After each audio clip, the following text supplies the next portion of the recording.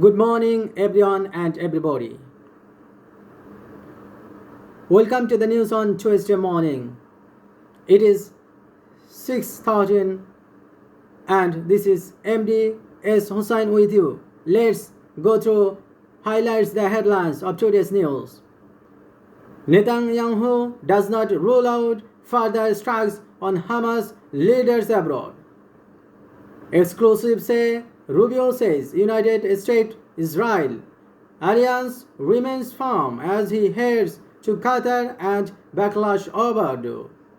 Rubio visits contentious Jerusalem archaeological site, boosting Israel claim to area. 3 killed after United States forces again target Venezuelan boat, Trump said. Top Trump official on brink of being fired over FBI's boost hunt for Charlie Kirk assassin. Trump says United struck another alleged Venezuelan drug vessel killing 3. As Charlie Kirk crisscrossed the country, security levels varied from venue to venue. King and Prime Minister prepare for Donald Trump's unprecedented second state visit. Men accused of smuggling migrant family who froze to death at border arrested Canadian. Trump announces he is sending federal law enforcement to Memphis and that Chicago is next. Some of the most haunted places in America may be in your own backyard. This Democratic senator is issuing an urgent warning in the wake of Charlie Kirk's death. Liberal journalist laments Charlie Kirk assassin isn't as sexy as Luigi Mangione, he will be less inspirational. Russian crypto miners relocating to big urban areas but face fresh challenge. United States and China reach a framework deal for the ownership of TikTok.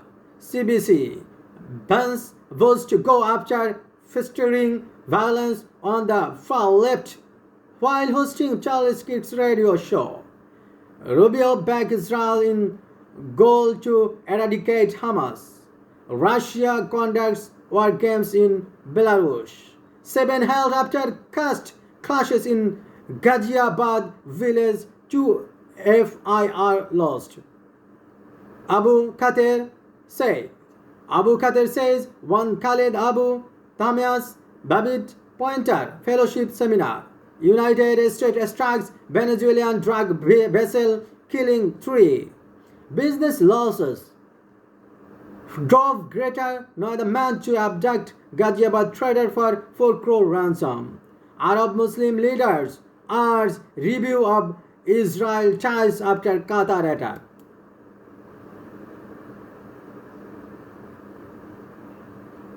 Now let's go through about Qatar attacks and the happening and the current news of 2 days. Doha Arab and Muslim leaders called for review of ties with Israel after emergency talks in Doha. On September 15, following last week's deadly strike on Hamas members in the Qatari capital, the Arab League and Organization of Islamic Cooperation joint session, which brought together nearly 60 countries, sought to take firm action after Israel's attack on Qatar hosted Hamas officials as they discussed a Gaza ceasefire proposal. A joint statement from the summit urged all states to take all possible legal and effective measures to prevent Israel from continuing its actions against the Palestinian people, including reviewing diplomatic and economic relations with it and initiating legal proceedings against it. Qatar's fellow Gulf nations, the United Arab Emirates and Bahrain, along with Egypt, Jordan and Morocco, were among those present that recognize Israel. The leaders of the UAE, Bahrain, and Morocco, which signed the Arabian Accords recognizing Israel 5 years ago, to the day did not attend the talks, sending senior representatives instead. The statement also urged member states to coordinate efforts aimed at suspending Israel's membership in the United Nations. United Nations Secretary of State Marco Rubio will arrive in Qatar on September 16, today, after pledging unwavering support for Israel's goal of eradicating Hamas during a visit to the country. The attack strained ties between Washington and Kiev in the Gulf, raising concerns over United States security guarantees in a region housing major United States assets, including a major military base in Qatar. The State Department said Mr. Rubio would reaffirm America's full support for Qatar's security and sovereignty after last week's strike.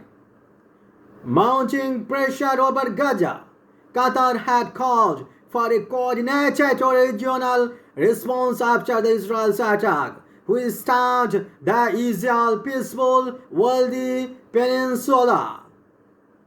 The summit aimed to pile pressure on Israel. Which is the facing mounting calls to end the war and humanitarian crisis in Gaza. The host country's Amir Sheikh Tamim Hamad Al Thani accused Israel of trying to scupper ceasefire talks by firing on Hamas negotiators. Hamas negotiators in Qatar, a key mediator. Hamas says top officials survived last week's airstrike in Doha, which killed 6 people and triggered a wave of criticism. Whoever works diligently and systematically to assassinate the party with whom he is negotiating intends to thwart the negotiations, the Amir told the summit. Crown Prince Mohammed bin Salman, Saudi Arabia's de facto ruler, was among those present on September 15, as were Iranian President Masoud Pezeshkian, Iraqi Prime Minister Mohammed Shia al-Sudani, Turkish President Recep Tayyip Erdogan, and Palestinian President Mahmoud Abbas. Tomorrow, it could be the turn of any Arab or Islamic capital, said Mr. Pezeshkian, whose country fought a 12-day war with Israel in June. At one point attacking a United States base in Qatar in retaliation for strikes on its nuclear facilities.